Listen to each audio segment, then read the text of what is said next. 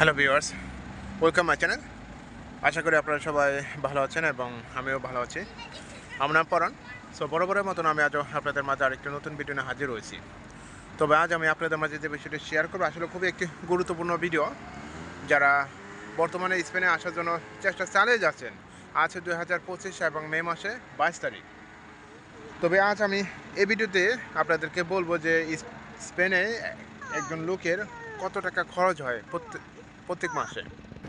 তো স্পেনে অন্যান্য শক্তিশালী দেশের ইউরোপের তুলনায় অনেকটা খরচ কম, কিন্তু ইউরো কারেন্সি যেহেতু ইউজ হয় আর খরচটা তেমনই হবে। তবে আবার রোমানিয়া, হাঙ্গেরি, পোল্যান্ডের তুলনায় একটু এক্সপেন্সিভ। খাওয়া দাওয়া খরচের চিন্তা যদি করেন, এটা আসলে সবাই জানে এবং সবাই বোঝে যে মিনিমাম আপনাকে 400 ইউরো মতন খরচ করতে হয়। এটা নর্মাল বেসিক একটা নলেজ, এটা সবাই বোঝে যে 400 ইউরো মতন খরচ হয়। 400 ইউরো খরচ এভাবে বলতেছি, 400 ইউরো খরচ আপনার প্রত্যেক মাসে আপনাকে যেটা দিতে হয় যে 150 ইউরো আপনাকে রুম ভাড়া দিতে হবে, অথবা 180 ইউরো। বিটন 150 ইউরো থেকে আপনাকে 180 ইউরো পর্যন্ত আপনাকে রুম ভাড়া দিতে হবে, যেটা বাস্তব। এছাড়া আপনি চলতে পারবেন না। এখন আপনি কী করবেন না করবেন এটা যায় না, কিন্তু রুম ভাড়া তো অবশ্যই দিতে হবে। এবং খাওয়ার ক্ষেত্রে যদি আপনি ম্যাচ করে খান, তাহলে সেক্ষেত্রে ম্যাচ করে যদি খান, সেক্ষেত্রে আপনাকে 150 ইউরো অথবা 150 থেকে 160 ইউরো পর্যন্ত আপনাকে খরচ করতে হবে ম্যাচের মাধ্যমে। মোটামুটি যেটা ধরেন 170 থেকে 170 ইউরো আপনার খাওয়ার জন্য, আর রুম ভাড়া 170 ইউরো, প্রায় 340 ইউরো। আর 60 ইউরো এক্সট্রা আপনাকে খরচ করতে হবে সকালে অন্যান্য কিছু পার্সোনাল জিনিসপত্র খাইতে হলে, এটা লাগে। তবে খরচপত্র এটাই বললাম। তবে সবার ক্ষেত্রে এক না, হয়তো পারে আপনি স্পেনে আপনার বার্সেলোনা অথবা মাদ্রিদের কথা যদি চিন্তা ভাবনা করেন, সেক্ষেত্রে একটু অন্যরকম। এবং সেক্ষেত্রে অন্যরকম এটাই বলতেছি, সেখানে খরচ অন্যান্য শহরের তুলনায় বেশি, এটাও জানেন। কিন্তু তারপরে মানুষ চলতেছে এবং এভাবে চালিয়ে নিতেছে। যদি ইনকাম খরচ কমও থাকে, কিন্তু আপনাকে এই 400 ইউরো পরিমাণে আপনাকে খরচ করতে হবে প্রত্যেক মাসে।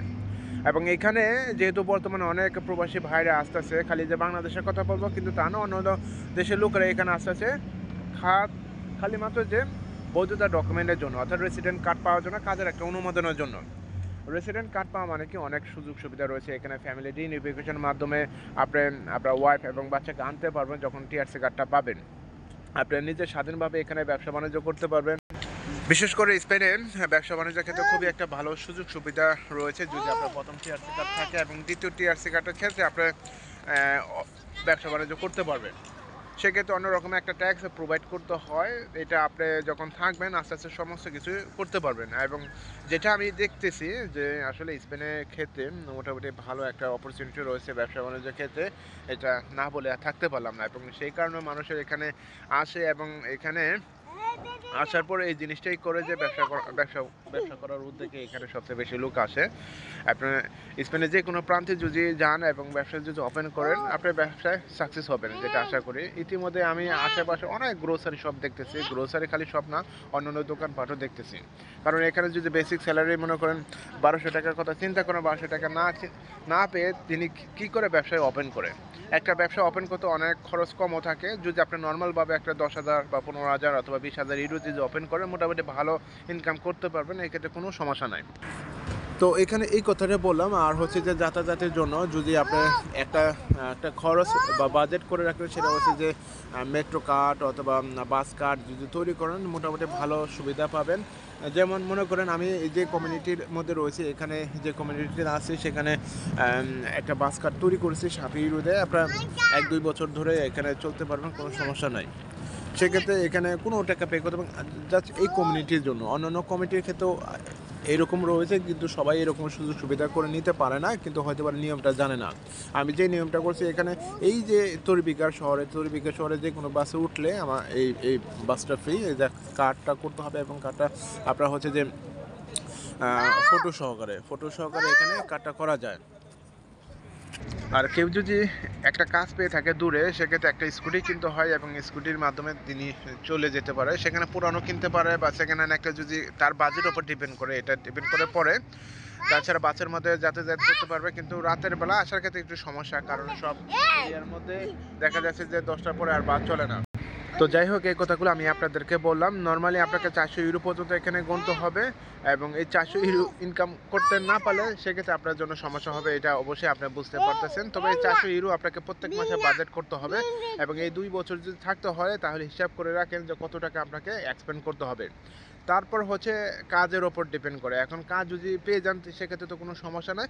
তবে কাজ পেলেও হতে পারে 700 অথবা 600 ইউরো এই পরিমাণে কাজ পেতে পারেন। সেক্ষেত্রে আপনার 200 ইউরো টাকা সেভ করতে পারবেন না। এখন বর্তমানে যে অবস্থা আছেন, অর্থাৎ আনডকুমেন্ট হিসাবে যদি থাকেন তাহলে এই পরিমাণে আপনি সেভ করতে পারবেন। 200 ইউরো অথবা 300 ইউরো সর্বোচ্চ আপনি সেভ করতে পারবেন। এর ছাড়া আরও বেশি সেভ করতে পারবেন না। কিন্তু 300 ইউরো সেভ করতে হলে অনেকটা আপনাকে ভুগতে হবে, বা কাজের পরিমাণ বা কাজের র্যান্ডমের পরিমাণের উপর ডিপেন্ড করে। যে সবসময় যে আপনি কাজ পাবেন বা সারা বছরে যে আপনি কাজ করবেন, কিন্তু তাও না। সারা বছর বলতে গিয়ে এখানে 2টা মাসই তো, 2টা বছরই তো অপেক্ষা করতে হবে। 2টা বছর পরে হচ্ছে তারপর হচ্ছে আপনার অন্য ডিসিশন। সেক্ষেত্রে ডকুমেন্ট থাকলে আপনার ভালো একটা জায়গায় কাজের অফার করলে, বা কাজের অফার করবো কীভাবে যায় না, পরবর্তীতে হচ্ছে অনেক রেসিডেন্ট কার্ড ফুলটা থাকবে, তখন হচ্ছে জবও ক্রাইসিস হবে, যেটা বাস্তব। তো এরকম আপনার খরচটা বাজেট ধরতে হবে, এবং যদি 3-4 মাসের যদি বাজেট থাকে তাহলে এখানে স্টেবল করতে পারবেন, তারপর স্টেপ বাই স্টেপ তারপর সামনের দিকে যেতে পারবেন।